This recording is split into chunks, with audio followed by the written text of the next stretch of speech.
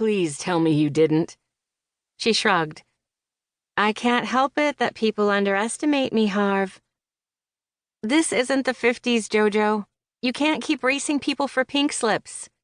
Emma shook her head and took a sip of her beer, while Harvey slid the glass of scotch he'd ordered for Jojo in front of her seat, his turtleneck straining at the seams. A deal's a deal. She wore a t-shirt and jeans, even though it was freezing out, but she liked to show off her pride and joy, the gator tattoo on her forearm. Besides, no one's gonna mess with me when they see me with my boy Harv here. She slapped his bulging bicep, then sat down on the bar stool next to him and tossed back her drink, shooting him a wink. Harvey just rolled his eyes. Harvey had been roommates with Jojo's brother in college. After Emma had recruited him for her storm-chasing team, he'd told her he had the perfect driver in mind. Jojo Coltrane was from the Louisiana Bayou and could drive and fix anything with an engine like no one he'd ever seen. She was fearless in the face of any storm, but she was terrified of lightning. Jojo drove the Beast, their storm-chasing vehicle she'd built from scratch, but didn't venture outside of it. Harvey took the pictures, shot the 3D video footage, and placed the probes outside in front of the storm's path.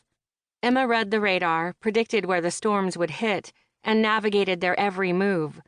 They made one hell of a team, but even Emma could admit they would get burned out if they kept up at this pace. The National Weather Service has issued a warning for a nor'easter to hit Maine in the next 2 days. With hurricane-force winds and dropping temperatures, a blizzard is expected to leave a couple feet of snow in its wake if it moves inland. Gather your supplies, hunker down, and stay safe.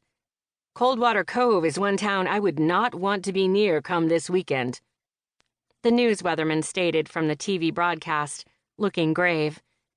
Emma's gaze locked on the TV screen. That storm watch just became a storm warning. You guys up for another chase?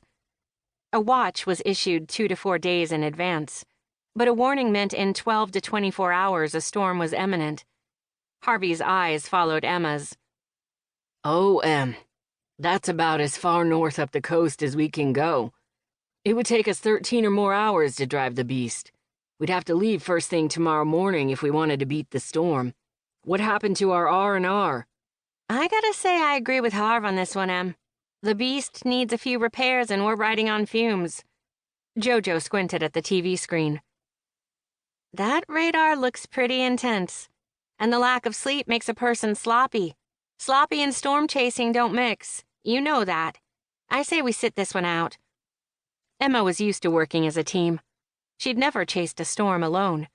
She needed their help, but she understood their hesitancy. They didn't know that she didn't have the luxury of not chasing this particular storm. Not after what had happened. She stood and paid the bill for all of their drinks. These are on me. Stay and enjoy yourselves. Where are you going? Harvey arched a thick black eyebrow. To chase a storm. You're seriously going to go alone? Jojo frowned.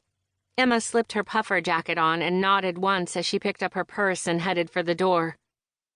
Wait, Harvey hollered from behind her. Why are you so hell-bent on chasing this particular storm? Emma glanced one more time at the TV screen above the bar before looking back at them both. Because Coldwater Cove is my home. Gunnar Nash stood on the dock of the marina in Coldwater Cove and stared out over the dark churning water, inhaling the scent of salt and sea. The sky was clear, but the air carried an icy chill like nothing he'd ever felt. It penetrated deep to the bone, and he welcomed the numbness that came along with that. Gunnar had been to and seen a lot of places, but there was something majestic and raw about Maine, eerie almost.